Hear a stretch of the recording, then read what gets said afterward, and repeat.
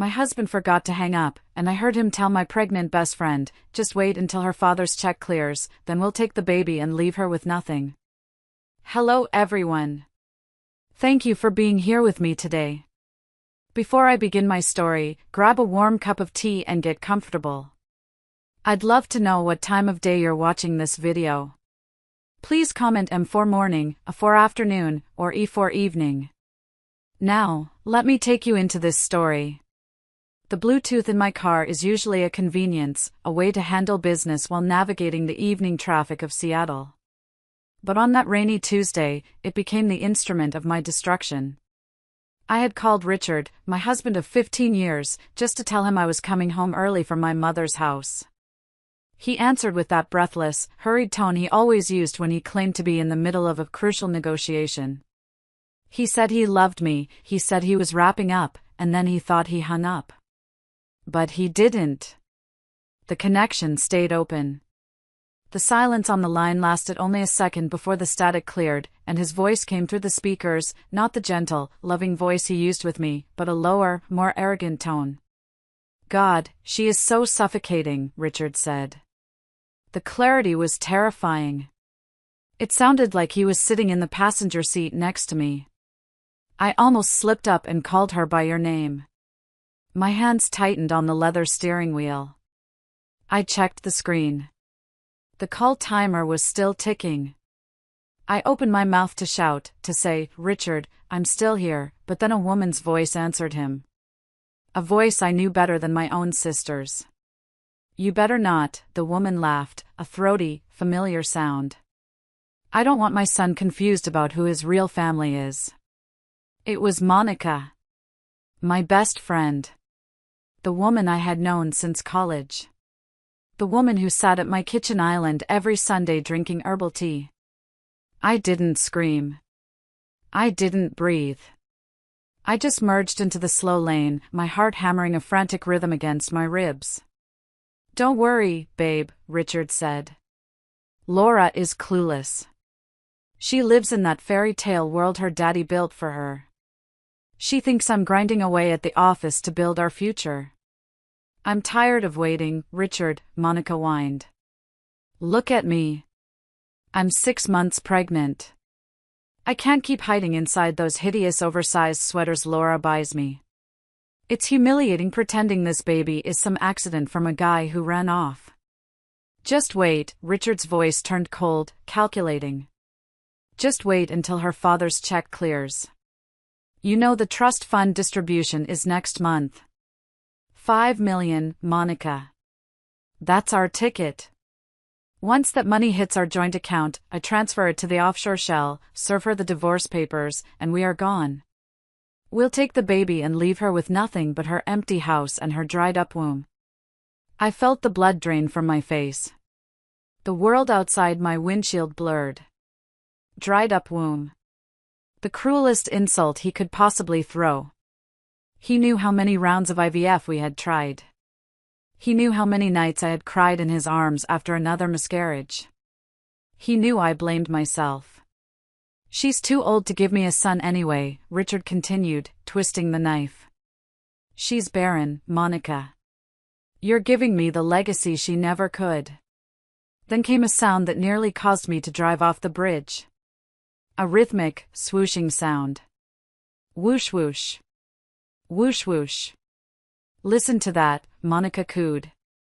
"That's your son's heartbeat. Strong. Unlike hers." They were at the OB/GYN appointment. The appointment Monica had told me she was going to alone because she was so scared and lonely. She had even asked me for money for the copay yesterday. I was shaking so violently the car swerved slightly, earning a honk from a passing truck. I pulled over onto the wet shoulder of the highway, my hazard lights blinking in the gloom. I sat there, paralyzed, listening to my husband and my best friend kiss. I heard the wet, smacking sound of their lips, the murmur of affection I hadn't received in years. "I love you," Richard whispered to her. "We just have to play the game a little longer. Use her money to pay for the birth, let her buy the crib, let her set up the nursery. And then, we vanish." I stared at the dashboard.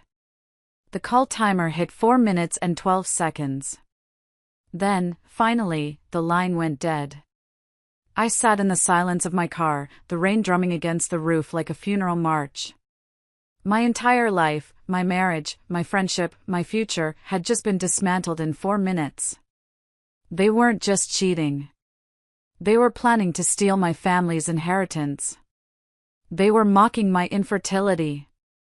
They were going to let me build a nursery for a baby they planned to steal away. I looked at my phone. A text popped up from Richard. "Sorry honey, meeting ran late.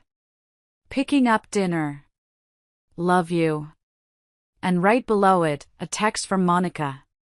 "Hey Auntie Laura. Baby is kicking so much today.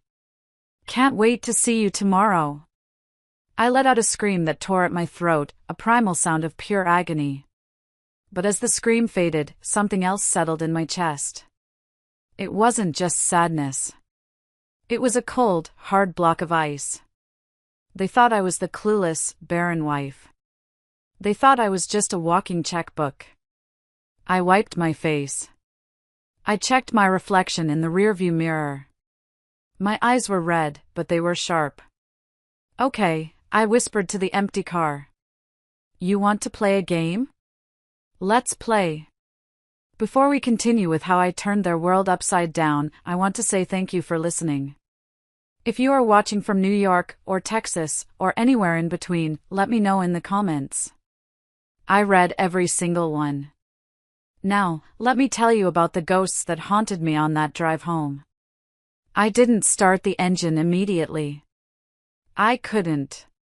My body was still trembling, a physical rejection of the trauma I had just absorbed. I leaned my head back against the headrest and closed my eyes, and instantly, the memories came flooding back, not as warm nostalgia, but as sharp, jagged shards of glass. I thought about the day I met Richard. It was 7 years ago. He was charming, handsome in a rugged way, but he was broken. Literally and financially. He had just declared bankruptcy after a failed tech startup. I was the one who paid off his credit card debt so he could qualify for a car loan. I was the one who introduced him to my father, Arthur, a man who built his empire on steel and logistics. My father had been skeptical. "He has shifting eyes, Laura," Dad had warned. "He looks at your purse, not your face."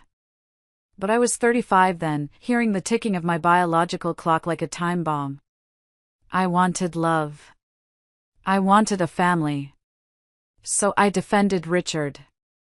I told my parents he had vision.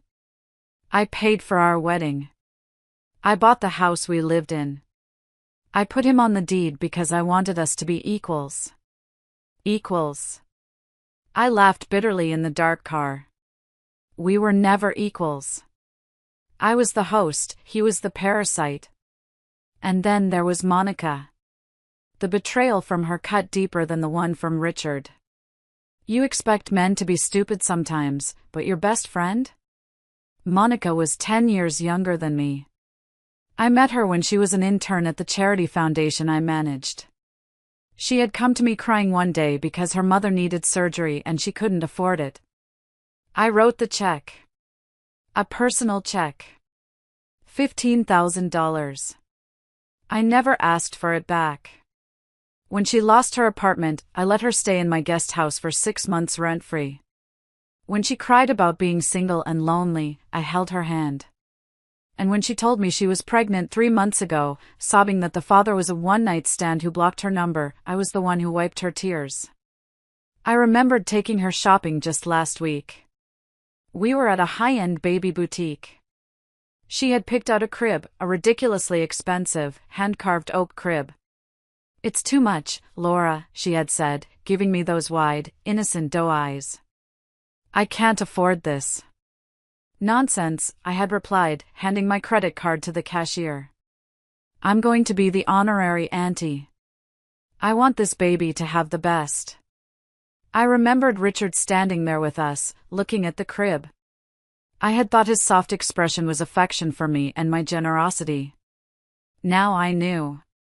He was looking at the crib for his son. They were shopping for their family on my dime, right in front of my face. They must have laughed about it in bed later. "Look at how stupid she is," they probably said. "She's buying furniture for the baby that will replace her." The realization made bile rise in my throat. Every kindness I had shown them was now a weapon they used against me. My infertility, my greatest sorrow, was their punchline. I looked at my phone again. I needed to delete the call log. I couldn't let Richard know I had called. If he saw a 4-minute call that he missed, he would know I heard everything. He would cover his tracks. He would hide the money better. He might even become dangerous. I took a deep breath, forcing air into my lungs that felt too tight. I had to go home. I had to walk into that house, look my husband in the eye, and not claw his face off. I had to be the Laura they thought I was, sweet, oblivious, naive Laura. But the Laura sitting in the car on the side of the I-5 was dead. The woman who turned the key in the ignition was someone else entirely. She was the daughter of Arthur Reynolds, a man who chewed up competitors for breakfast. I put the car in drive. The rain was letting up, leaving the city lights reflecting on the wet asphalt like spilled oil. I was going home to a crime scene, but this time, I wasn't going to be the victim. I was going to be the detective, the judge, and the executioner. Pulling into the driveway of our colonial-style home usually brought me a sense of peace. The manicured hedges, the warm yellow light spilling from the porch, it was the sanctuary I had built. Tonight, it looked like a stage set for a horror movie. I checked my face in the vanity mirror one last time. I applied a fresh coat of lipstick to hide the fact that I had chewed my lip until it bled. I practiced my smile. It felt stiff, like a mask made of clay that hadn't quite dried, but it would have to do. I unlocked the front door and the smell hit me instantly. Garlic, rosemary, and searing steak. Richard was cooking. This was part of his routine. Whenever he felt guilty, or whenever he was about to ask for a large sum of money, he played the role of the Michelin star chef. "Honey? Is that you?" His voice drifted from the kitchen, warm and inviting. It was the voice I used to fall asleep to. Now, it sounded like the hiss of a snake. "I'm home," I called out, aiming for cheerful but landing somewhere near exhausted. That was okay. I could play the tired wife card. Richard walked into the hallway, wiping his hands on a dish towel. He was wearing the cashmere sweater I bought him for Christmas. He looked handsome. Damn him, he looked so handsome with his salt and pepper hair and that boyish grin. He walked up to me and wrapped his arms around my waist. I had to command every muscle in my body not to flinch. I had to force myself to stay limp, to let him pull me close. "You're late," he murmured, kissing my forehead. I was getting worried. "How is your mom?" "She's fine," I lied. "Just talkative. You know how she gets about her garden." He pulled back slightly, looking into my eyes. For a second, panic flared in my chest. "Does he know? Can he see it?" "You look pale, Laura. Are you okay?" "Just a migraine," I said, rubbing my temples. The traffic was a nightmare. The lights were blurring together. "Poor thing," he cooed. He kissed my cheek, and that's when I smelled it. Beneath the scent of garlic and his expensive cologne, there was a faint, lingering note of vanilla and coconut. It was her perfume. Monica's cheap, drugstore body spray that she loved because it smelled like vacation. He had been with her. Recently. Maybe right before he came home to cook my steak. He hadn't even bothered to shower. He was so arrogant, so sure of my blindness, that he walked into our home carrying the scent of his mistress on his skin. I pulled away gently. "I think I need to lie down for a bit. The smell of the food, it's a little strong for my head right now." "Of course," he said, the picture of concern. "Go rest. I'll keep your dinner warm. Do you want some aspirin?" "No, just sleep," I said. I walked up the stairs, feeling his eyes on my back. My legs felt like lead. I entered our bedroom, the room where we had tried to conceive a child for 5 years, and locked the door. I walked straight to the bathroom and dry-heaved over the sink. Nothing came up, just bitter bile. I turned on the faucet to mask any noise. I splashed cold water on my face, watching the droplets run down like tears I refused to shed. I needed to know more. The phone call was the smoking gun, but in a divorce involving millions of dollars, specifically inherited wealth, I needed a nuclear arsenal. I needed to know exactly where he was planning to move the money. He mentioned an offshore shell. I dried my face and walked back into the bedroom. Richard's iPad was on the nightstand. He usually took it everywhere, but he must have left it charging. My heart rate spiked. I knew his passcode. It was his birthday. Narcissist. I unplugged it and sat on the edge of the bed, my ears straining for the sound of footsteps on the stairs. I opened his messages. He had deleted the thread with Monica, he was careful about that. But he hadn't cleared his browser history. I clicked on Safari. My fingers trembled as I scrolled. Non-extradition countries. Real estate in Belize. How to hide assets in a trust divorce. Paternity test accuracy timeline. And then, the most chilling search of all, timestamped 3 days ago. Average life expectancy of woman with high blood pressure. I froze. I didn't have high blood pressure. But my mother did. Was he planning to wait for my parents to die too? Or was he hoping the stress of the divorce would kill me? I heard the heavy thud of a footstep on the stairs. I quickly locked the iPad, plugged it back in, and dove under the duvet, pulling it up to my chin. I feigned sleep, my breathing shallow and even. The doorknob turned. "Laura," he whispered. I didn't move. He stood there for a moment, watching me. I could feel his presence like a dark shadow in the room. Then, I heard the soft ping of a notification from the iPad. He walked over, picked it up, and I heard the tapping of his fingers.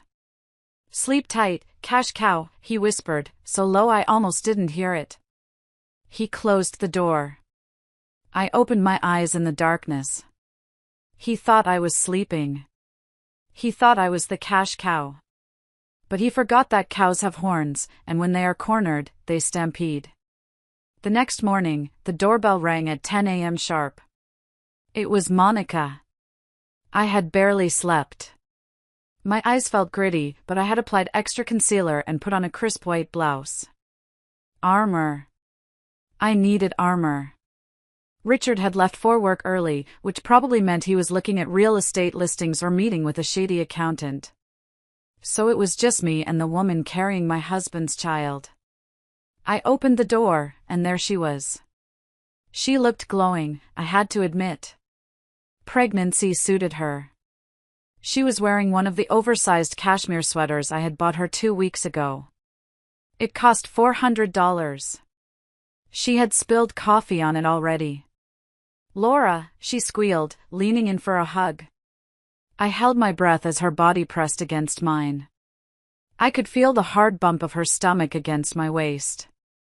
It took every ounce of willpower not to shove her backward down the porch steps. "Hi, Monica," I said, my voice tight. "Come on in." We sat in the sunroom. I poured her a cup of decaf herbal tea, the expensive blend she liked. "So," she said, blowing on the steam. "How are you? Richard texted me that you had a migraine last night. You poor thing. You really need to take better care of yourself. At your age, stress can be dangerous." At your age. The first dig of the morning. "I'm fine," I said, taking a sip of my black coffee. Just a lot on my mind. Richard and I were talking about the future. I saw her hand pause midair. "Oh. What about the future?" "Well," I lied smoothly. "I was thinking about the inheritance coming in from my dad. It's a lot of money to manage. I was telling Richard maybe we should just donate a huge chunk of it. Start a new foundation. You know, give back to the world instead of hoarding it. Monica choked on her tea. She coughed violently, setting the cup down with a clatter. Donate it? All of it? Not all of it, I smiled, a shark-like baring of teeth. But most. Richard and I don't have children. We don't have anyone to leave a legacy to. Why keep millions sitting around when we live so simply? Panic flitted across her eyes. She rubbed her belly unconsciously, a protective gesture. But, Laura, surely you want to keep some for security? Or, what if you guys try for a baby again? Surrogacy is expensive. No, I sighed, looking out the window at the garden. Richard thinks I'm too old. And honestly, maybe he's right.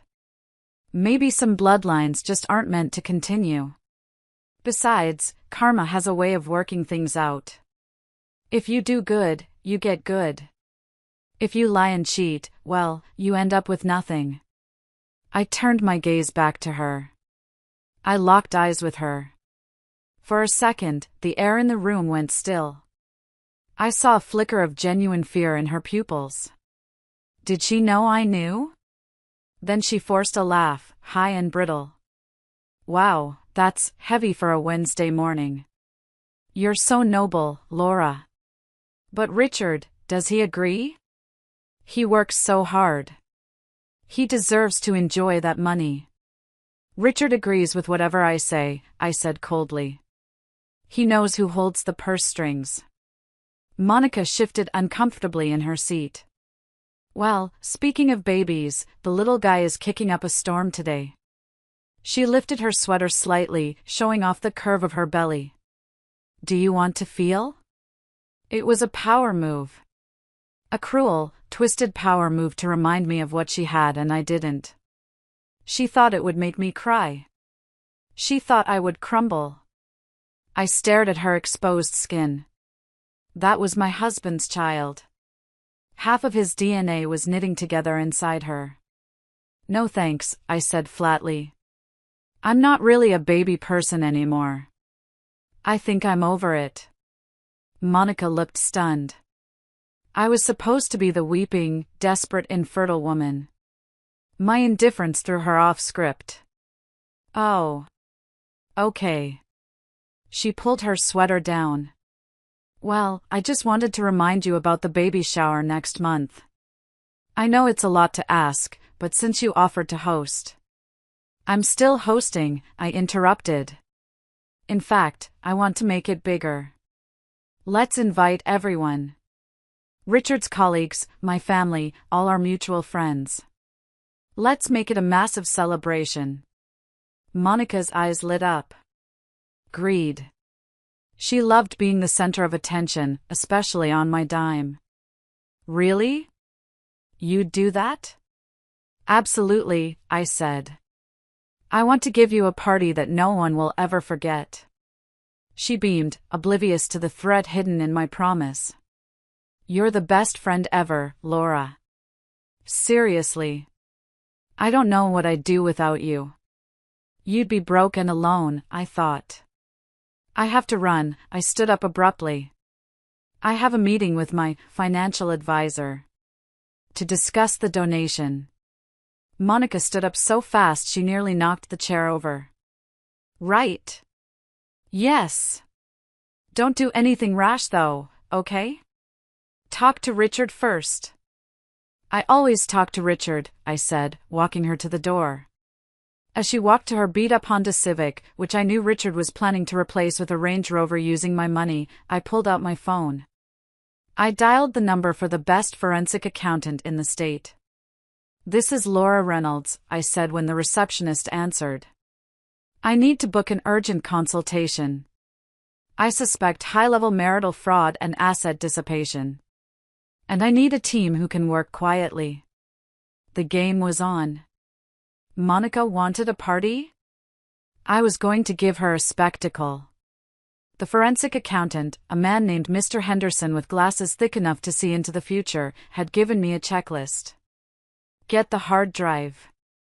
Get the tax returns. Check the credit reports. 2 days after Monica's visit, Richard went on an overnight business trip to Portland. I knew he wasn't in Portland. The Find My iPhone feature he thought he had disabled on our shared family cloud account showed his iPad, which he took with him, pinging at a luxury resort 2 hours north. And guess whose phone was pinging at the same location? Monica's. I didn't cry this time. I felt a cold, clinical precision taking over. I waited until I was sure they were settled in. Then I went into Richard's home office. He kept it locked, but I had the master key to every door in this house. I paid for the locks, after all. The room smelled of stale coffee and secrets. I sat at his massive mahogany desk, another gift from me, and booted up his desktop computer. Password protected. Of course. I tried his birthday. Incorrect. I tried our anniversary.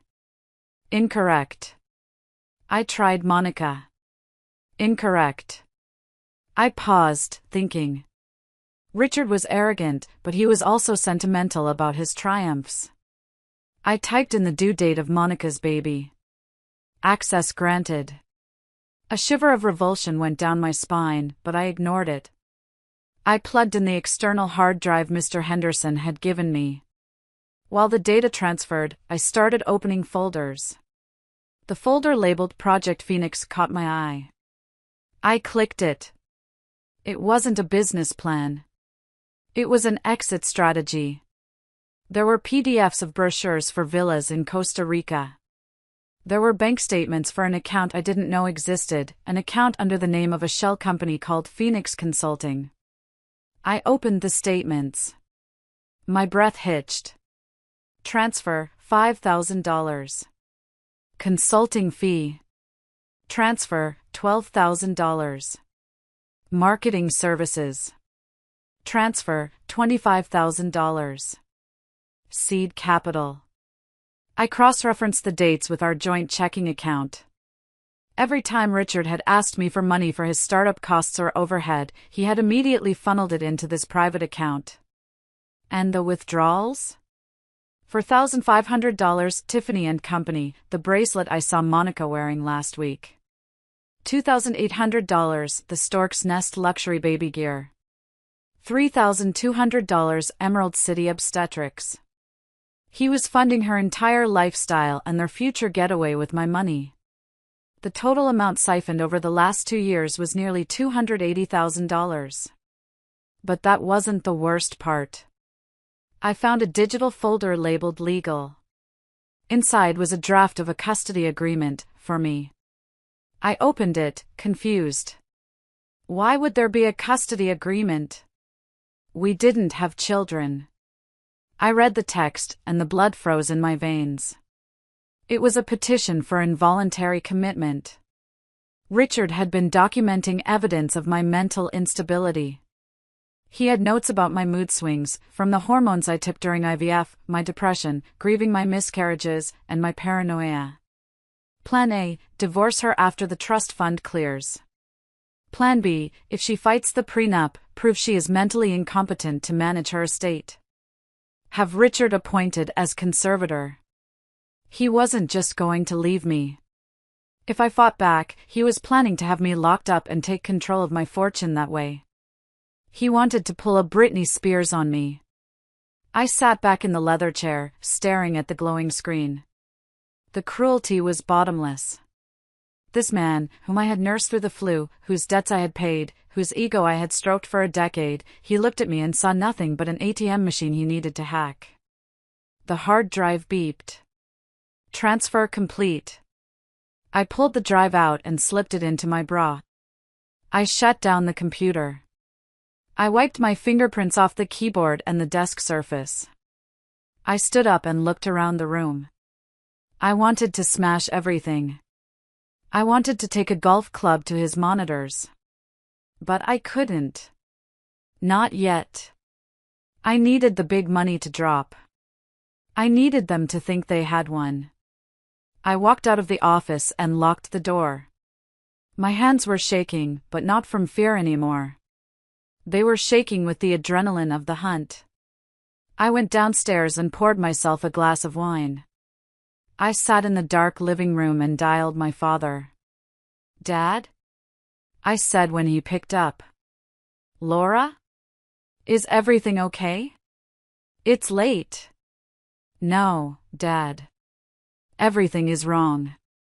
But I need you to listen to me, and I need you to not get angry.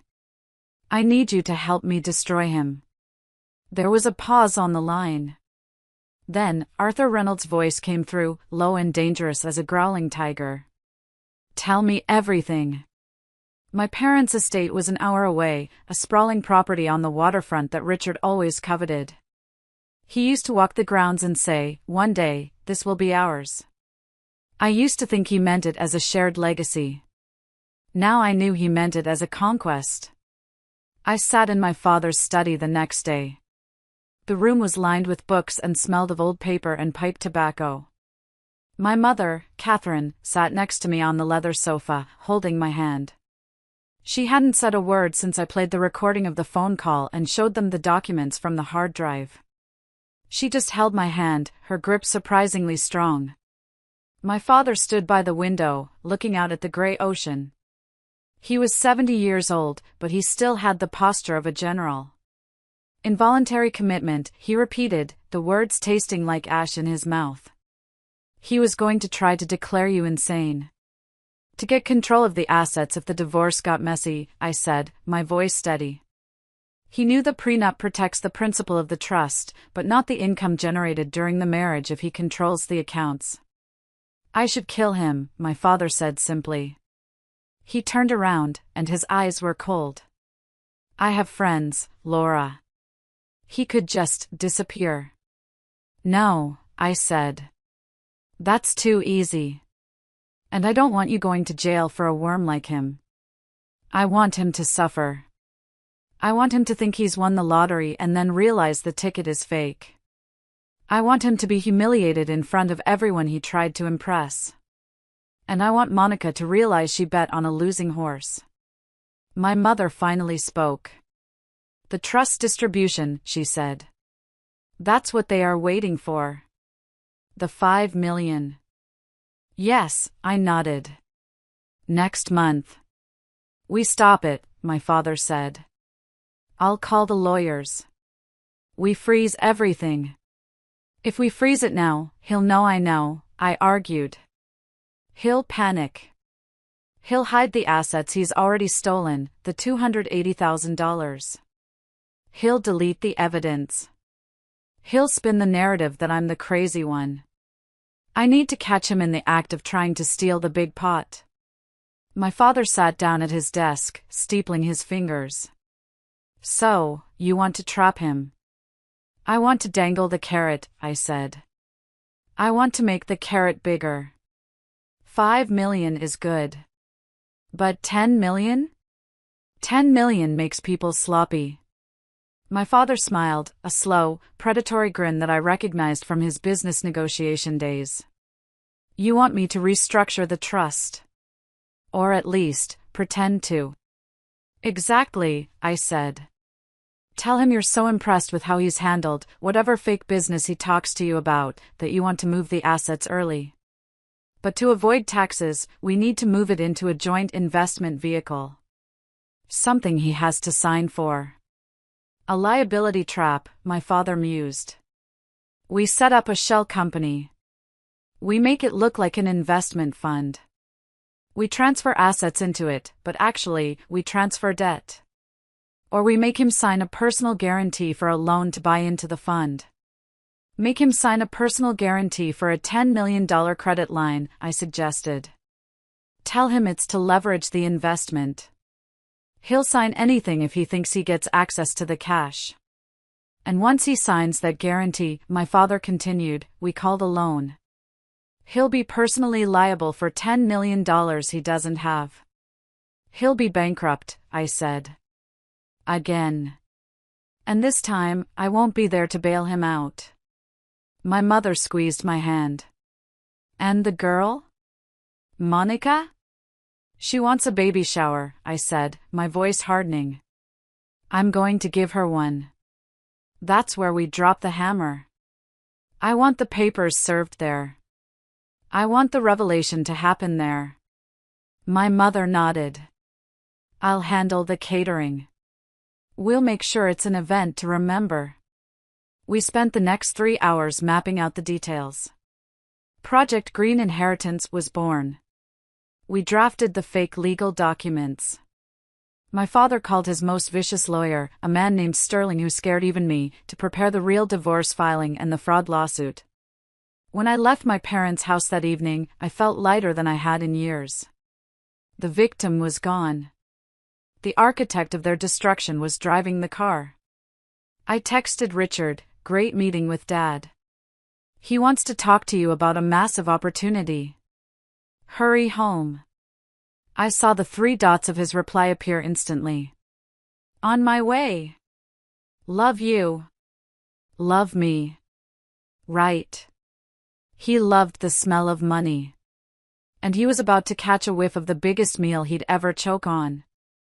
That evening, I set the stage. I opened a bottle of vintage Cabernet, one Richard had been saving for a special occasion. I lit candles. I put on the jazz playlist he liked to pretend he understood. When he walked in, he looked flushed. He had probably driven 90 miles per hour to get here after my text. "Laura," he called out, dropping his keys. "What's all this?" "Celebration," I said, handing him a glass of wine. I was wearing my best silk robe. I had to sell the fantasy. I talked to Dad today. Really talked to him. About us. About your potential. Richard's eyes widened. He took the glass, his fingers brushing mine. And he agrees with me, I said, leading him to the sofa. He thinks he's been too hard on you. He thinks you're ready for the next level. I took a deep breath, channeling every ounce of acting skill I possessed. Dad wants to liquidate the Blue Water Trust. The one with the 5 million. Richard nodded, trying to look calm, but I saw the pulse jumping in his neck. Okay. And distribute it to you? No, I said. He wants to double it. He wants to combine it with his personal liquidity fund. $10 million, Richard. He wants to transfer it into a new management LLC. And he wants you to be the managing partner. Richard stopped breathing. I literally saw him stop breathing. $10 million. Control. Power. It was everything he had ever wanted. Managing partner, he choked out. Me? Yes, I beamed. He says he's getting too old to micromanage these aggressive funds. He needs young blood. He wants to set it up next week. But... I paused, looking worried. But what? Richard leaned forward, his hunger palpable. He needs you to sign some heavy paperwork. Since you'd be the managing partner, you'd have to sign the liability waivers and the capital guarantees. It's standard stuff, Dad says, just to keep the IRS off our backs. But it puts you legally in charge. I can handle it, Richard said immediately. He didn't even ask what a capital guarantee entailed. He just heard legally in charge. I've handled complex deals before, Laura. You know that. I know, I touched his cheek. I told him you were the smartest man I know. We're going to be so rich, Richard. We can finally buy that villa in Tuscany you always talk about. We can do anything. He grabbed me and kissed me. It was a passionate, fervent kiss. But it wasn't for me. It was for the $10 million. I kissed him back, thinking about how much I was going to enjoy watching him sign his life away. I need to make a call, he said, pulling away abruptly. Just checking on a client. To clear my schedule for next week. Go ahead, darling, I smiled. He practically ran into the hallway. I stayed on the sofa and quietly picked up the baby monitor receiver I had hidden under a stack of magazines. I had placed the transmitter in the hallway planter earlier that day. I put the receiver to my ear. Monica, listen to me, Richard's voice was a frantic whisper. We have to wait. No, shut up and listen. It's 10 million. 10 million. Double the payout. Pause. Monica must have been screaming on the other end. I know you want to leave now. Richard hissed. But can you imagine the difference between 5 and 10? We can live like royalty. We never have to work again. Just hold on. 2 more weeks. The paperwork gets signed next week. Once the funds hit the LLC, I wire it out, and we are ghosts. Pause. I love you too. Look, buy yourself something nice. Buy that car you wanted. Put it on the emergency card. It doesn't matter anymore. We're going to be richer than God. He hung up. I set the receiver down. My hands were steady. He was going to wire the funds out. He thought he was going to empty the account. He didn't know that the account he would be given access to would be a restricted escrow account, and the wire transfer he attempted would trigger the immediate enforcement of the personal guarantee.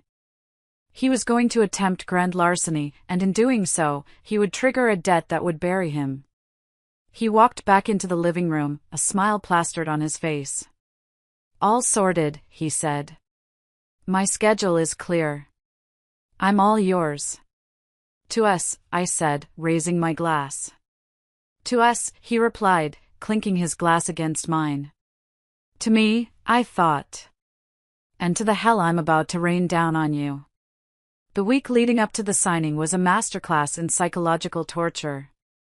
Richard was on his best behavior, playing the doting husband so intensely it was nauseating. But Monica? Monica was cracking. I invited them both to dinner at a high-end seafood restaurant downtown. I told them it was a pre-celebration for the big business deal. I wanted to see them in the same room. I wanted to see the tension. Monica arrived wearing a tight dress that accentuated her bump. She looked tired. Her ankles were swollen. Richard, meanwhile, was glowing, wearing a new suit he had undoubtedly bought with my money. You look exhausted, Mon, I said as we sat down. Doesn't she, Richard? Richard barely glanced at her. He was too busy looking at the wine list. She looks fine. So, Laura, did your dad mention the notary date? Tuesday, I said. But let's not talk business yet. Let's talk about the baby. Monica, you must be so excited. Monica glared at Richard. I am. But it's hard doing it alone. You know? Without a partner to help with the heavy lifting. It was a direct shot at Richard. Well, you have us, I said, patting her hand. Richard has been so helpful, haven't you, honey? He's been looking at nursery themes with me. Richard froze. He hadn't been looking at nursery themes with me. I was lying. But he couldn't deny it without looking like a bad husband in front of the money source, and he couldn't agree without pissing off Monica. I just glanced at a few, Richard stammered. He wants a jungle theme, I told Monica. Which is funny, because I remember you saying you wanted a jungle theme for your baby. Isn't that a coincidence? Monica's fork clattered onto her plate. She turned to Richard, her eyes blazing. You're looking at nursery themes for her guest room? It's just talk, Richard said quickly, sweating. Laura, let's order. The lobster looks amazing. I want the lobster, Monica said petulantly. And the caviar. Get whatever you want, I said. It's on me. Throughout the dinner, I kept the spotlight on Richard's success and how much I relied on him. I talked about how we were planning a second honeymoon to the Maldives next month. The Maldives? Monica interrupted. I thought you couldn't fly. Because of your blood pressure? I looked at her, confused. My blood pressure is perfect. Why would you think that? Monica looked at Richard. Richard looked at his plate. He had obviously told her the lie about my health to keep her hopeful that I might die soon. Oh, Monica mumbled. I must have misunderstood. Richard is taking me to the Maldives, I continued, twisting the knife. It's going to be so romantic. Just the two of us. Reconnecting. I saw Monica reach under the table. A second later, Richard flinched and kicked his leg. She had kicked him. Actually, Richard said, his voice high and tight. Maybe we should wait on the trip, Laura. With the new business. I'll be very busy. Nonsense, I said. We can celebrate. Unless, is there a reason you can't go? No, Richard said, miserable. No reason. Monica suddenly stood up. I need to go to the bathroom. She stormed off. You should go check on her, Richard, I said innocently. She seems hormonal. You're so good with people. I should stay here with you, he said. He was terrified to leave me alone, terrified I'd suspect something. He was prioritizing the money over his pregnant mistress. I watched him make that choice. He chose the 10 million over his unborn child and the woman he claimed to love. Don't be silly, I said. Go. I'll order dessert. He hesitated, then got up and walked toward the restrooms. I waited 5 seconds, then followed them. I didn't go into the bathroom. I stood in the corridor, near the alcove where the payphones used to be. I heard hushed, angry whispering coming from the hallway near the emergency exit. You are humiliating me. Monica hissed. Talking about honeymoons? Jungle themes? You're playing house with her while I'm carrying your kid. Keep your voice down. Richard snapped. Do you want to blow this? It's 10 million, Monica. For 10 million, I will dance a jig in a tutu if she asks me to. Just shut up and eat your lobster. In 2 weeks, she's history. I hate her, Monica sobbed. I hate her so much. She sits there so smug, throwing her money around. She's a fool, Richard said.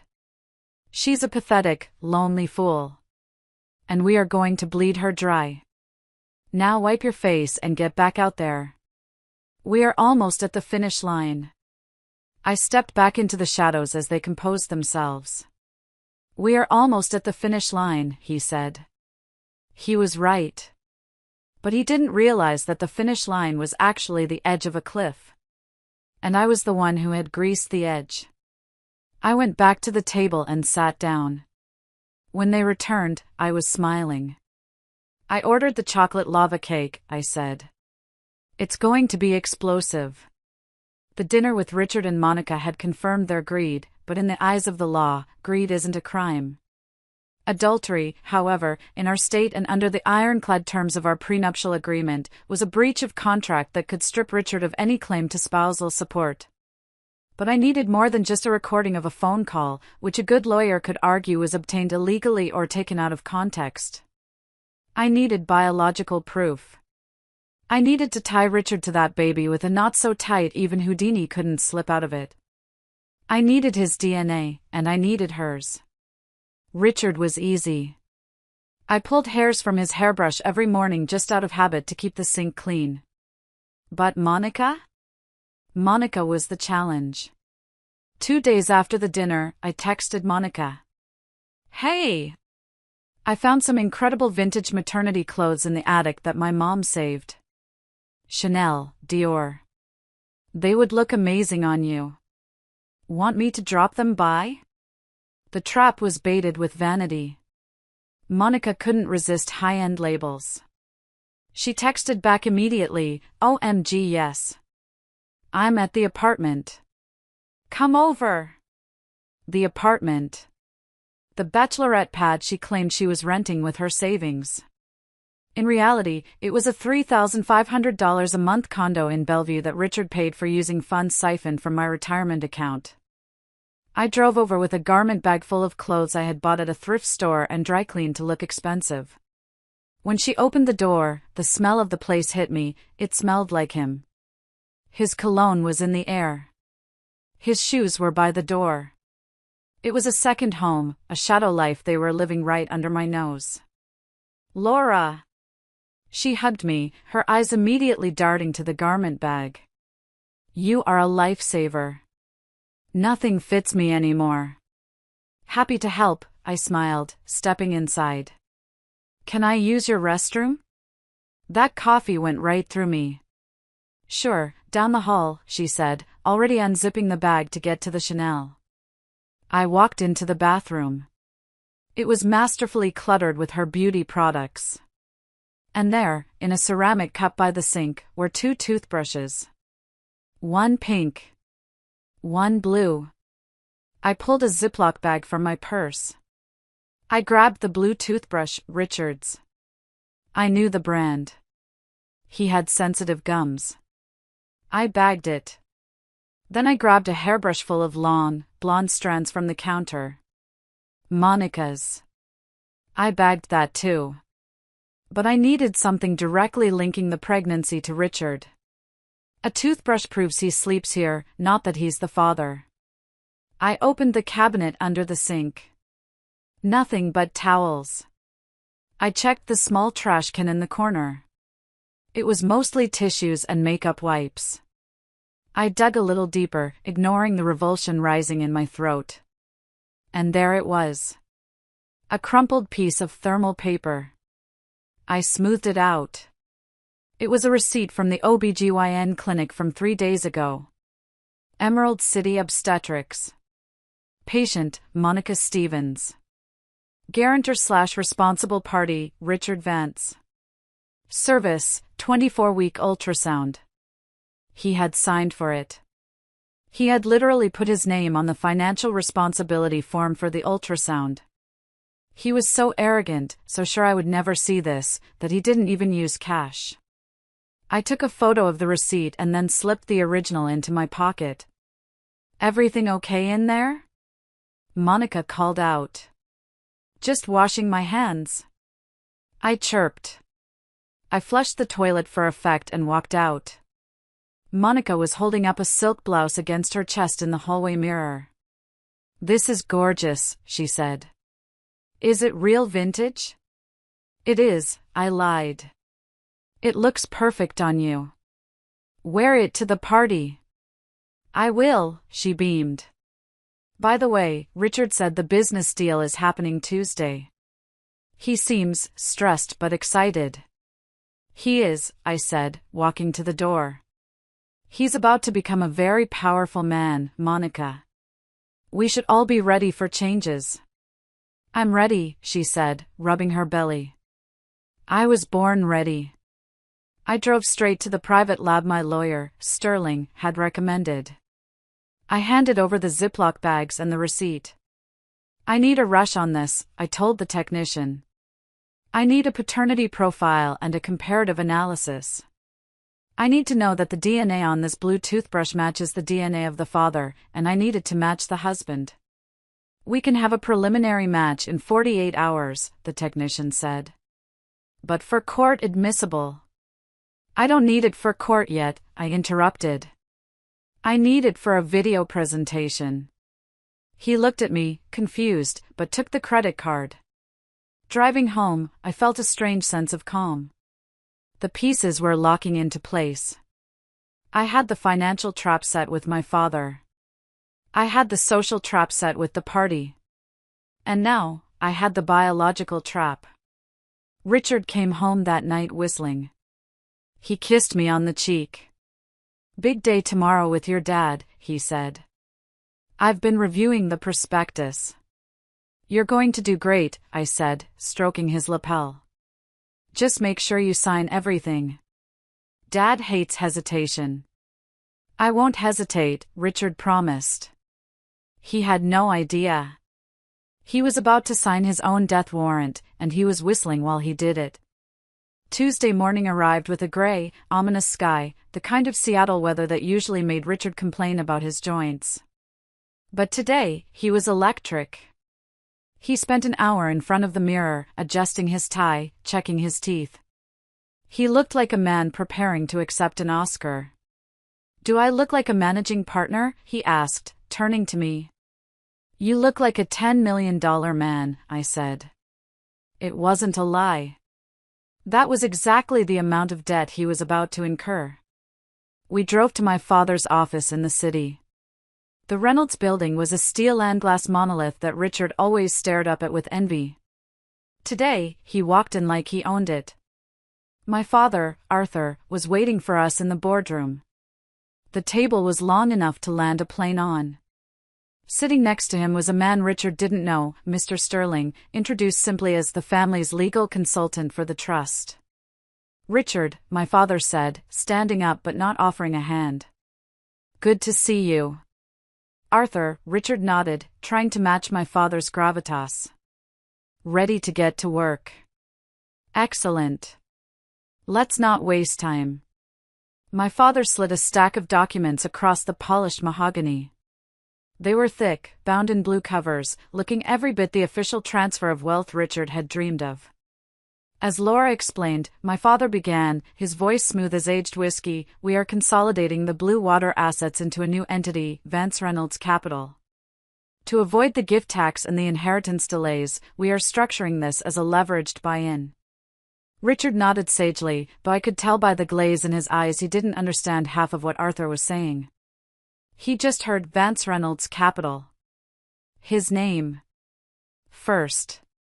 "You will be the sole managing director," Sterling piped up, tapping the paper.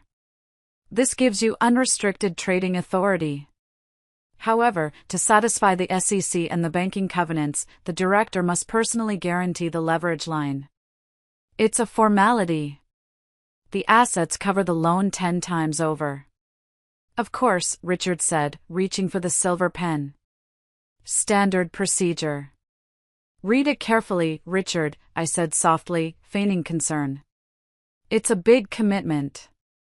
He shot me a look that said, "Shut up, let me handle this. I know what I'm doing, Laura." He flipped to the signature page. He didn't read the clause on page 42 that defined the assets as non-liquid and subject to a 5-year lockup. He didn't read the clause on page 50 that stated the leverage line was callable immediately upon any evidence of marital infidelity or misappropriation of funds. And he certainly didn't read the fine print that made the personal guarantee absolute, piercing the corporate veil, meaning they could come after his car, his clothes, and any future earnings. He signed his name with a flourish. "Richard Vance." "Done," he said, capping the pen. My father watched him, his face unreadable. "Welcome to the deep end of the pool, Richard. When do the funds hit?" Richard asked, his hands trembling slightly. "The account is active as of now," Sterling said, checking his watch. "You have trading power." Richard let out a breath he must have been holding for years. He looked at me, and for a second, I saw the mask slip. It wasn't love in his eyes. It was triumph. He thought he had just stolen my family's legacy. "We should celebrate," Richard said. "Dinner? Champagne?" "I have a better idea," I said. "Let's save the big celebration for the baby shower on Saturday. It will be a double celebration. New life, new business." "Right," Richard said, distracted. He was already mentally spending the money. "The baby shower." "Sure." He stood up, shook my father's hand vigorously, and practically danced out of the room. When the door clicked shut, the silence in the room was heavy. My father looked at the document. He didn't even ask about the interest rate. "He's a fool, Dad," I said, staring at the door. "A greedy, desperate fool. He's legally hooked, Sterling confirmed, putting the papers in his briefcase. As soon as you file for divorce and we prove the adultery, the bad boy clause in this contract triggers. We call the loan. He owes the holding company $10 million immediately. He'll be bankrupt by lunchtime. And the funds he thinks he has access to? I asked. Restricted escrow, Sterling smiled, a shark-like expression. He can see the money on a screen, but he can't move a cent out without a counter-signature. Which he won't get. I walked over to the window and looked down at the street. I saw Richard walking out of the building. He stopped on the sidewalk, pulled out his phone, and made a call. Even from 20 stories up, I knew who he was calling. Monica. He was telling her they were rich. Enjoy it, Richard, I whispered against the glass. You have exactly 4 days to feel like a king. The audacity of Monica Stevens knew no bounds. When she asked for the baby shower, I thought she meant a small gathering. But once she thought Richard had secured the $10 million, her demands spiraled into insanity. She didn't just want a party, she wanted a coronation. I want gold, she told me over coffee, showing me her Pinterest board. Gold balloons, gold tablecloths, gold dust on the cupcakes. I want it to look like royalty. Gold it is, I said, writing it down in my notebook. Gold, like the money you think you're stealing. And the cake, she continued. I want a 3-tier cake. And for the reveal. I don't want just a balloon pop. That's so basic. I want a video. A montage of my journey, ending with the color reveal on a big screen. I looked up at her. She was practically handing me the weapon to kill her with. A video on a big screen, I repeated slowly. That is a brilliant idea, Monica. I can put that together for you. I have all those photos from our trips, and the ones you sent me of the ultrasound. Yes, she clapped her hands. Use the ultrasound pics. And put some emotional music behind it. Something like 1,000 years. I'll make sure it's very emotional, I promised. She wanted the party at my house. Of course she did. She wanted to parade her fertility in the home of the barren woman she was betraying. She wanted to stand in my living room, surrounded by my friends, eating my food, and secretly laughing at me. Are you sure you're okay with this, Laura? She asked, putting on a fake pout. I know, the baby stuff is hard for you. I'm over it, I said, sipping my tea. Really? I'm just happy for you. And for the father. Whoever he is. Monica smirked. Oh, he'll be happy. Trust me. Saturday arrived. The gender-revealed day. My house was transformed into a glittering palace of deception. Gold streamers hung from the chandeliers. A catering team, paid for by me, was setting up a buffet of lobster sliders and truffle fries. Richard was pacing the hallway, looking nervous. Is this too much? He asked, adjusting his tie. People might talk. Why are we doing this for your assistant? She's my best friend, Richard, I said, fixing his collar. And besides, we're celebrating us too, remember? The deal. We can announce it to everyone tonight. Right, he relaxed slightly. The deal. Guests started arriving at 2 p.m. It was a mix of Richard's business associates, who he wanted to impress with his new wealth, my family, who were all in on the plan, and Monica's friends, a gaggle of women who looked at me with pity, clearly knowing more than they should. Monica arrived in a white limousine. She stepped out wearing a gold sequined gown that hugged her bump. She looked like she was arriving at the Met Gala, not a backyard barbecue. Welcome to the party, she shouted, waving to everyone. She walked straight to Richard and gave him a hug that lasted 3 seconds too long. I watched from the balcony. The way she looked at him, it wasn't just love, it was ownership. She thought she owned him now. She thought she owned this house, this life. My mother walked up beside me. She was wearing black, like she was attending a funeral. In a way, she was. "Are you ready?" Mom asked. "I've been ready for a lifetime," I said. "The server is set up," Mom whispered.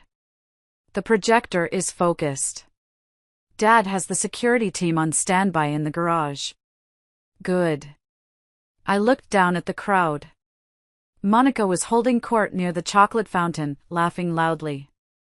Richard was holding a scotch, looking smugly at my father's business partners, probably bragging about his new managing director title.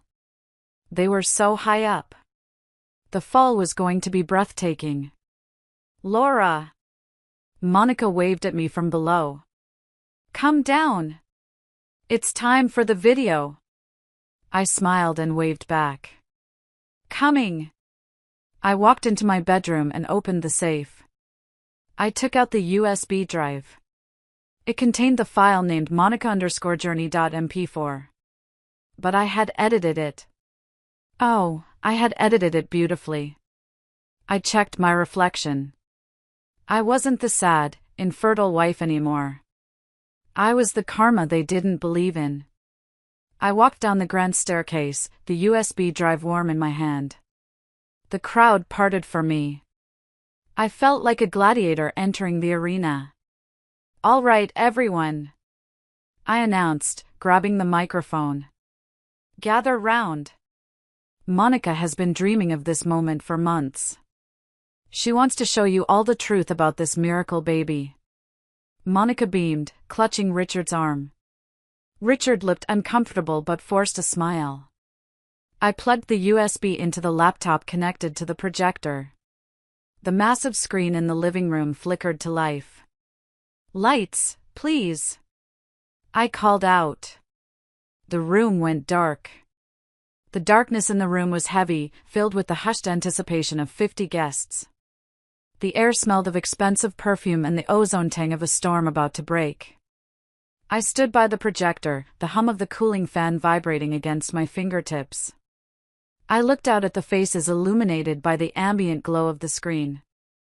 There was Monica, standing front and center, her hands cradling her belly, her face turned upward in rapturous expectation. She expected a montage of ultrasound photos set to a sappy ballad, ending with a burst of blue or pink confetti. She expected validation. She expected to be the star. There was Richard, standing slightly behind her, shifting his weight from foot to foot. He was swirling the ice in his glass, his eyes darting around the room. He was trying to look casual, trying to maintain the distance of a supportive boss while secretly sharing the intimacy of a father. He had no idea that in his pocket, the phone he thought was secure had been cloned by my forensic team 3 days ago. There was my father, Arthur, standing by the patio doors. He wasn't looking at the screen. He was looking at Richard with the cold, dead stare of a sniper waiting for the green light. Beside him, 2 men in dark suits, private security masquerading as caterers, stood with their hands clasped in front of them, ready to move. And there was me. My heart was hammering against my ribs like a trapped bird, but my hands were steady. This was the moment of no return. Once I pressed play, there was no going back to the polite fiction of my marriage. Once I pressed play, I would be a divorcee. I would be the woman who nuked her own life to kill the cancer growing inside it. But looking at them, the husband who called me barren and the best friend who stole my money to buy her maternity clothes, I didn't feel fear. I felt a righteous, burning clarity. I gripped the remote control. My thumb hovered over the enter button. Time seemed to slow down. I could hear the individual breaths of the people in the front row. I could hear the ice clinking in Richard's glass. I thought about the nursery I had never gotten to decorate. I thought about the nights I spent injecting hormones into my bruised stomach while Richard was working late with Monica. I thought about the check for $10 million Richard thought he controlled. "This is for you, Laura," I whispered to myself. The Laura who deserved better. I looked directly at Richard. For a split second, our eyes locked in the dim light. He frowned. He saw something in my face, not the adoration he was used to, but a shark-like flatness. His smile faltered. He took a half-step forward, his mouth opening to ask a question. "Laura," he mouthed. It was too late. I pressed the button. CTA call to action. The screen flared to life, casting a harsh, white light over Richard's terrified face. The silence in the room was about to be shattered forever. I stood there, the remote in my hand like a detonator, watching the fuse burn down to nothing. My friends, my heart is racing just retelling this moment. If you are listening to this and you are rooting for me, if you want to see these traitors get exactly what they deserve, please, take a second right now to hit that like button. And in the comments, type the number 1. Just the number 1. Let me know you are standing with me in this living room, holding the line. Your support fuels me. Type 1 now, and let's watch their world burn together. The video didn't start with music. It started with static. Then, a date appeared in white text on a black background, October 14th, 5:42 p.m. The audio crackled to life.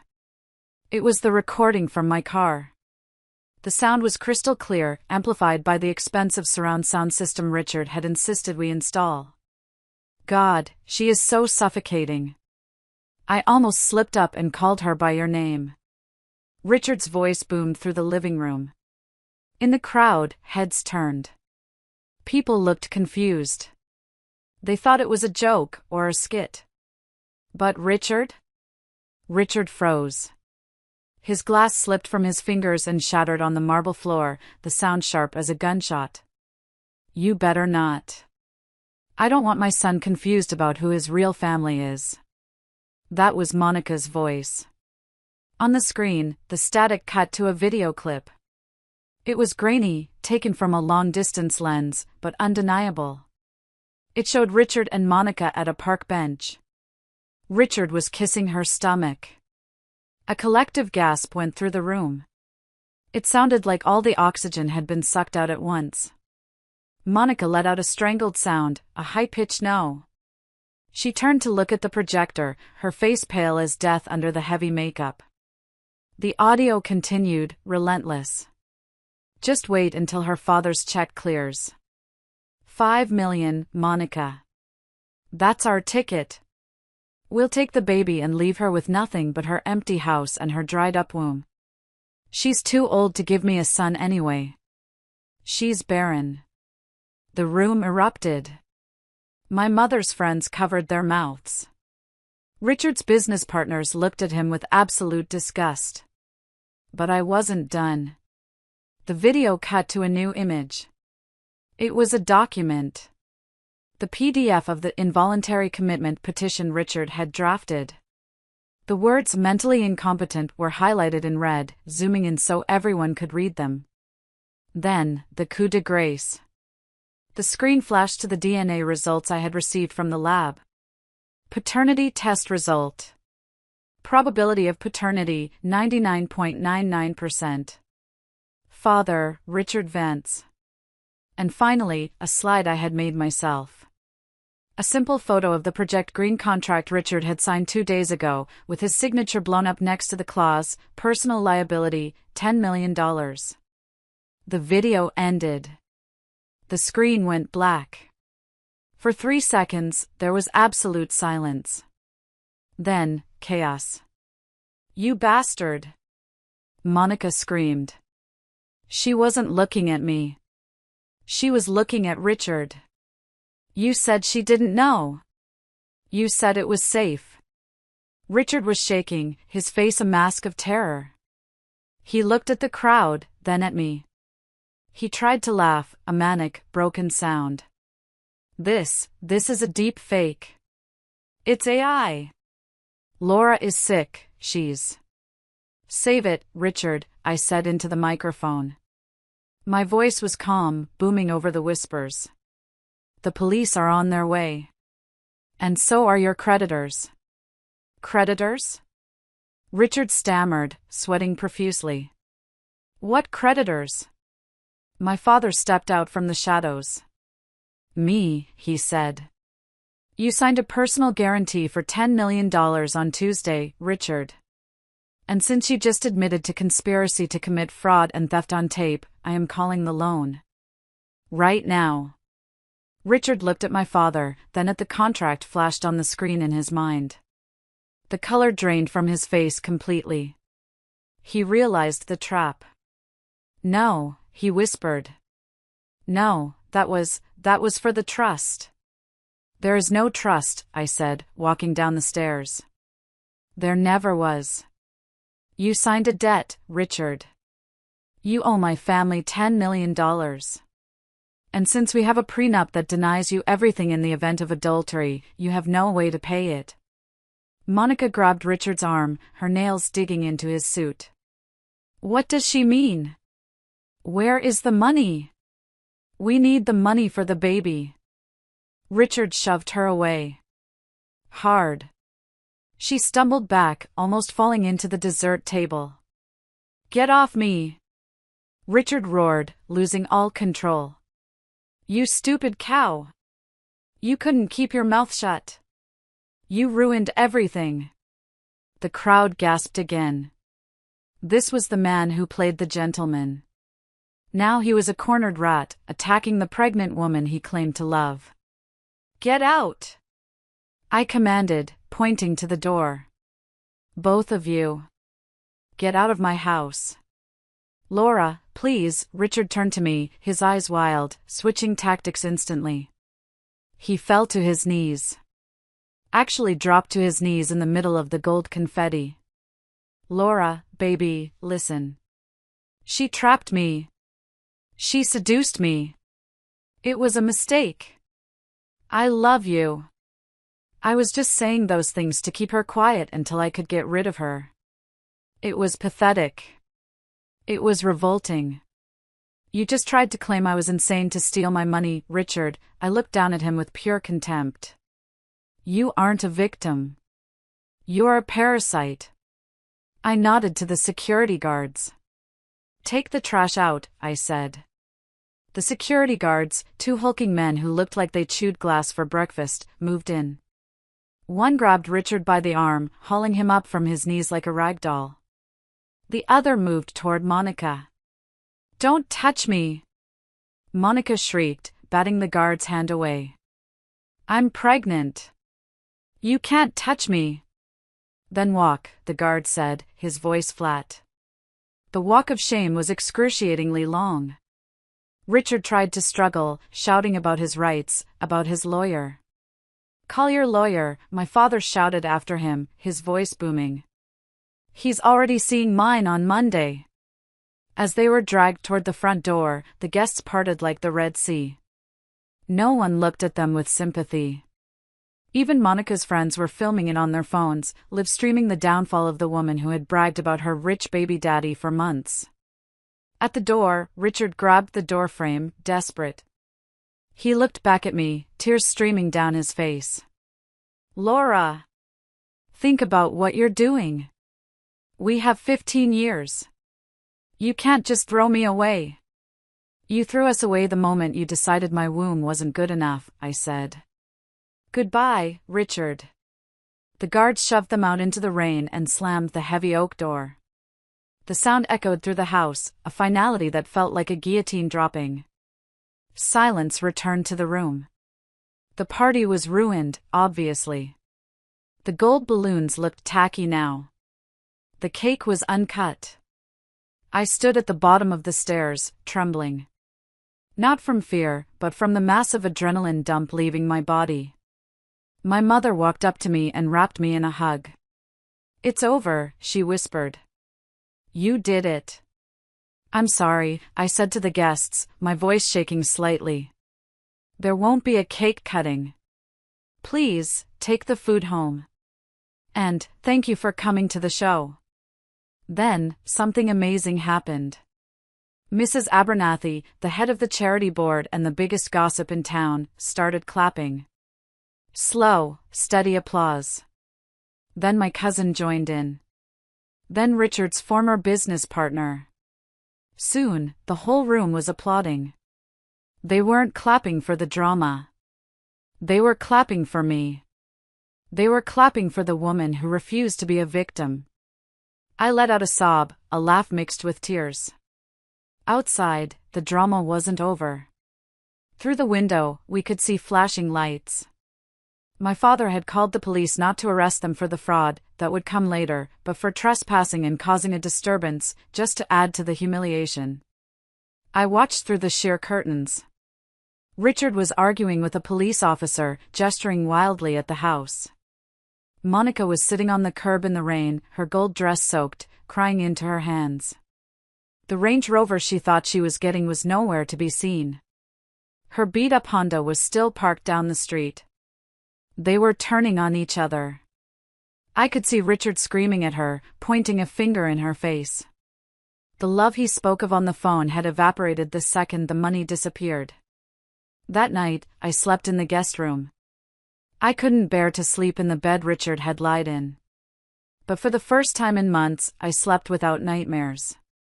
The monster wasn't under the bed anymore. He was out in the cold, where he belonged. The next morning, the real work began. Sterling arrived at 8 a.m. with a briefcase full of subpoenas. "We have the video," Sterling said, laying out the files on the kitchen table. "We have the signed guarantee. We have the DNA. We have the forensic accounting of the $280,000 he stole." "What's the first step?" I asked, pouring coffee. "We freeze his personal accounts," Sterling said. "Then we file the divorce petition citing adultery. Then your father files the lawsuit for the debt. We hit him from 3 sides at once. He won't be able to breathe." "Good," I said. "Suffocate him." I looked at the empty spot on the counter where Richard's espresso machine used to be. I had thrown it in the trash bin earlier that morning. "And Monica?" I asked. "She's a co-conspirator," Sterling said. "We can sue her for the return of the stolen funds, the jewelry, the medical bills, the rent. We can garnish her wages for the next 20 years. "Do it," I said. "I want every penny back. Not because I need the money, but because she needs to learn that nothing in life is free." The divorce proceedings were less of a battle and more of an execution. Richard tried to hire a high-profile lawyer, a man known for getting settlements for cheating husbands. But once the lawyer saw the Project Green contract and the personal guarantee for $10 million, he dropped Richard faster than a hot potato.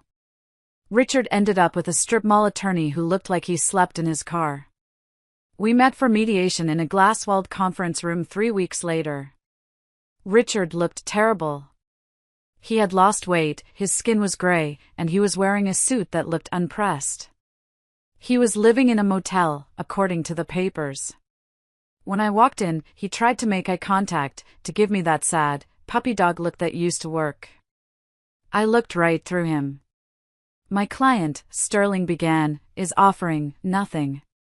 Richard's lawyer sighed. "Look, Mr. Vance is destitute. The debt to Vance Reynolds Capital is crushing him. He can't pay it. He's filing for Chapter 7 bankruptcy."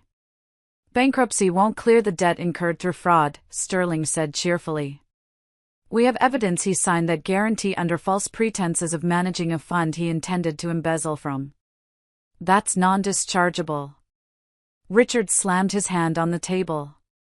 "I didn't embezzle anything. I never got the money." "Because we stopped you," my father said from the corner of the room. "Attempted grand larceny is still a crime, Richard." Richard slumped back in his chair. "What do you want?" he whispered. "We want you to sign the divorce papers uncontested," Sterling said. "You walk away with your personal effects, clothes and shoes. No claim on the house, no claim on the retirement funds, no spousal support. And you agree to a repayment plan for the $280,000 you stole during the marriage." "I can't pay that," Richard cried. "I have a baby coming." "Not my problem," I said. It was the first time I had spoken. He looked at me with hatred. You're heartless, Laura. You know that? You're a cold, heartless bitch. I learned from the best, I replied calmly. He signed. He had no choice. If he fought us, we would press criminal charges for the fraud and the wiretapping. He had recorded me without consent, as we found on his laptop. He left the meeting with a suitcase of clothes and a debt that would follow him for the rest of his life. The bankruptcy court took his car. They took his watch collection. They even took the golf clubs I had given him for his 40th birthday. As for the house, I hired a crew to strip it. I replaced the mattress. I repainted the walls. I burned the sheets. I wanted every trace of his DNA scrubbed from my sanctuary. One afternoon, I was overseeing the painters when my phone rang. It was an unknown number. Laura? It was Monica. Her voice sounded small, broken. What do you want, Monica? I need help, she sobbed. Richard left. He said he can't afford the baby. He said it's my fault he's broke. I'm due in 3 weeks, Laura. I have nowhere to go.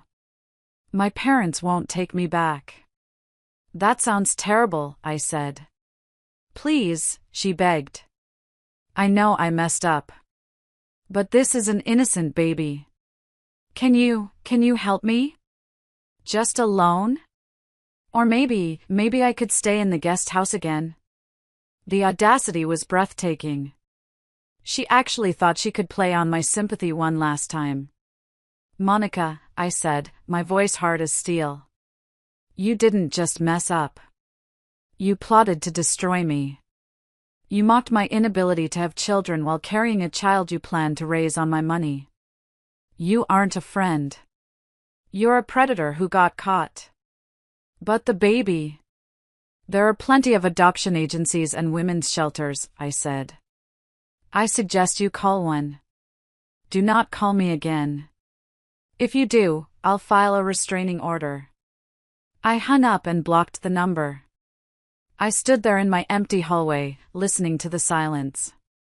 It wasn't lonely. It was peaceful. Karma, as it turns out, is a patient artist. She paints with slow, deliberate strokes.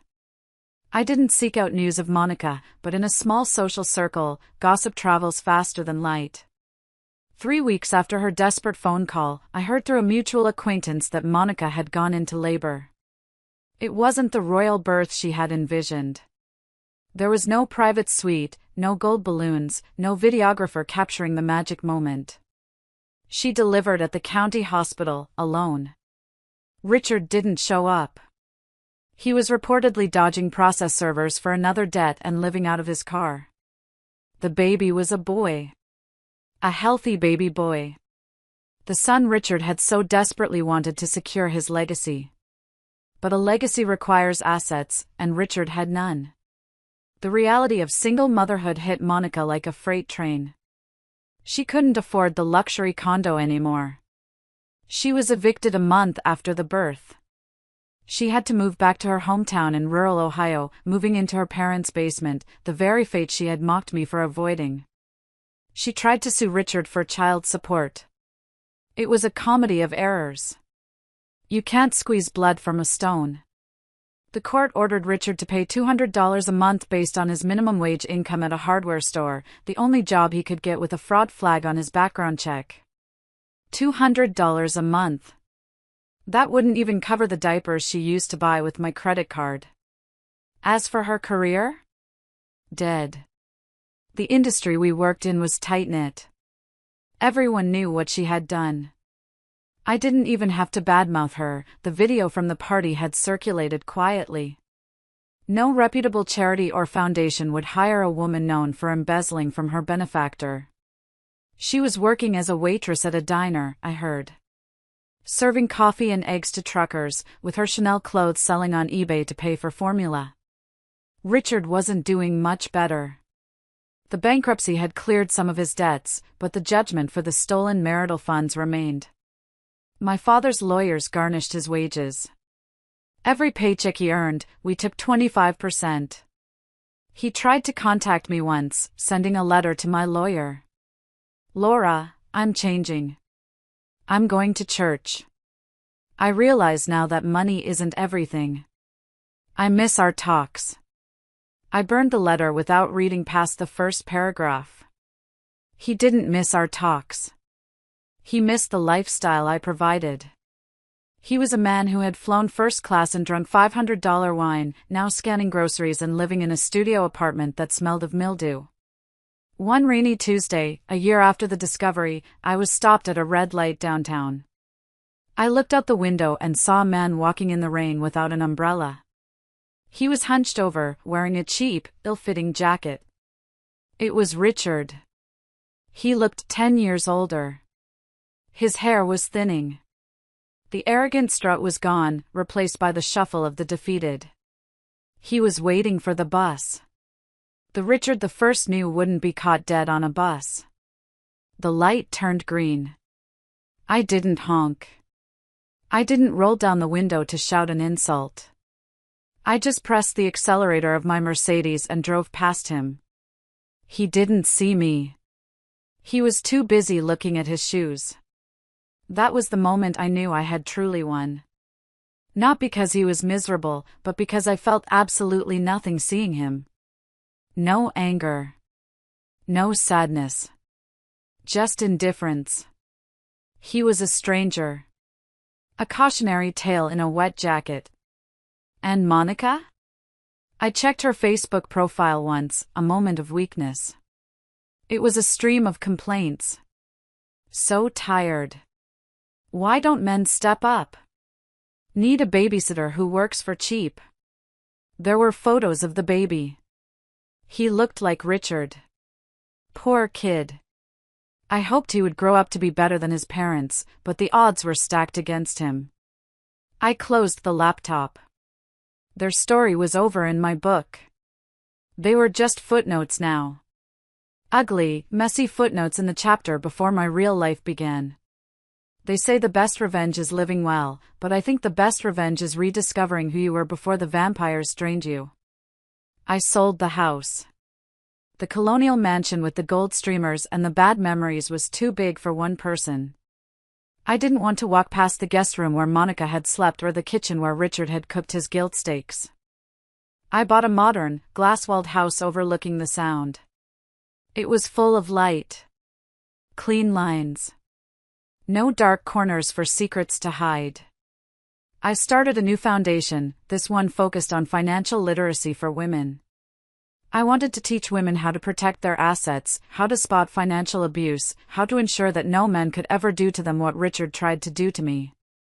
I called it the Phoenix Fund. A little inside joke for myself, reclaiming the name Richard had used for his shell company. My parents were my rock.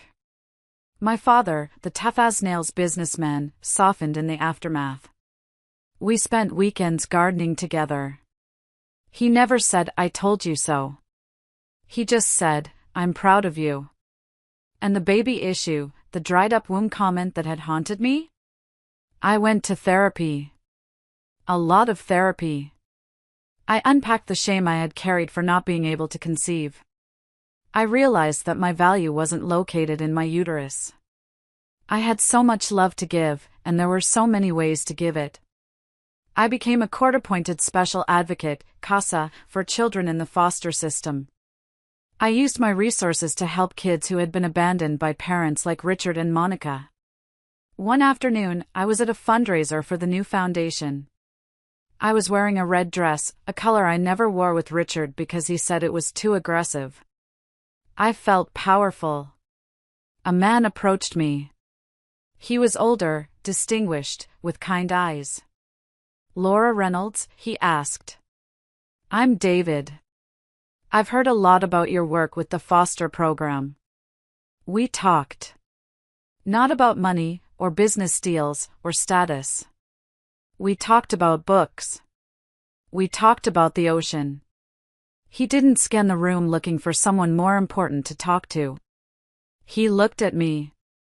He didn't know about my money. He didn't know about the scandal. He just saw a woman in a red dress who spoke with passion. "Would you like to get coffee sometime?" he asked. My instinct, the instinct Richard had instilled in me, was to say no. To protect myself. To assume everyone wanted something. But then I remembered the woman who drove past Richard at the bus stop. That woman wasn't afraid anymore. "I'd love to," I said. We took it slow. There were no grand gestures, no love bombing. Just quiet dinners and long walks. He had his own life, his own career as a pediatrician. He didn't need my money. He insisted on splitting the bill. One night, 6 months later, we were sitting on my deck, watching the sunset. "You seem happy," David said. "I am," I realized. "I really am." I thought about the timeline. 2 years ago, I was sitting in a car on the side of the highway, listening to my life implode. I thought it was the end of the world. But it wasn't the end. It was a forest fire. It burned everything down, the dead wood, the weeds, the rot. And in the ashes, something new had grown. Something stronger. I wasn't a barren wife or a cash cow. I was Laura. And Laura was doing just fine. It has been 2 years since the gender-revealed party from hell. People still talk about it in our town. It's become a bit of a local legend, the night the Reynolds heiress dropped the mic on her cheating husband. I don't mind the whispers anymore. In fact, I wear them like a badge of honor. I received a notification from the court last week. Richard's probation for the wiretapping charge is over, but he's still paying off the debt.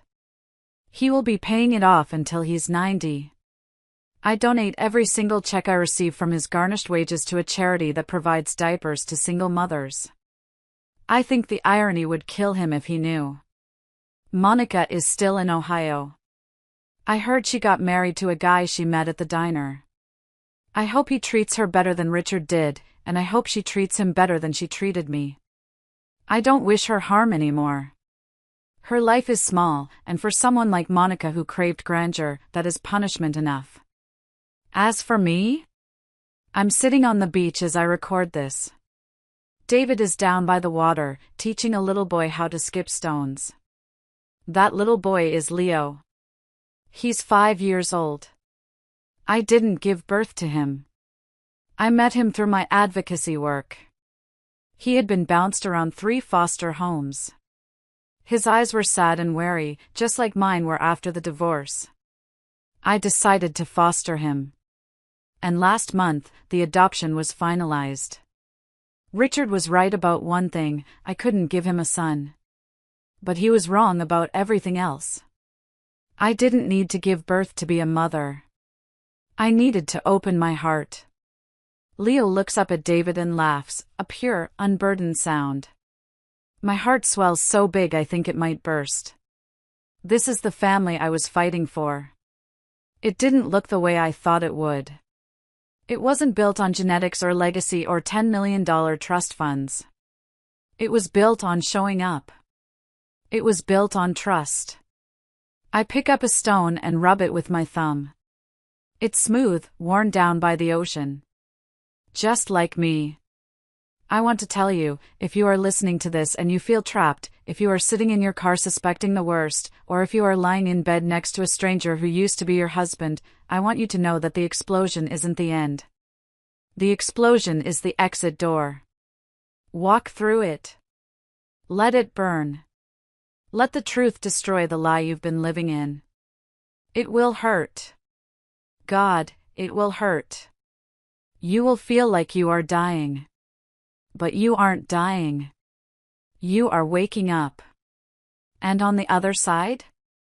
The air is clean. The light is real. And you are free. Thank you for listening to my story. Thank you for walking this road with me. If you've made it to the end, you are a survivor too. Take care of yourselves, ladies. And remember, check the phone bill, trust your gut, and never, ever let them see you cry. This is Laura, signing off.